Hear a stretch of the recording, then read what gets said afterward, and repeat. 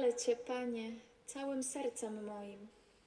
Opowiadam wszystkie cudowne Twe dzieła. Cieszę się i raduję Tobą. Psalm chcę śpiewać na cześć Twego imienia, o Najwyższy. Niech się sławi miłosierdzie Twoje, Panie, w sercu każdego człowieka. Bądź uwielbiony, Panie.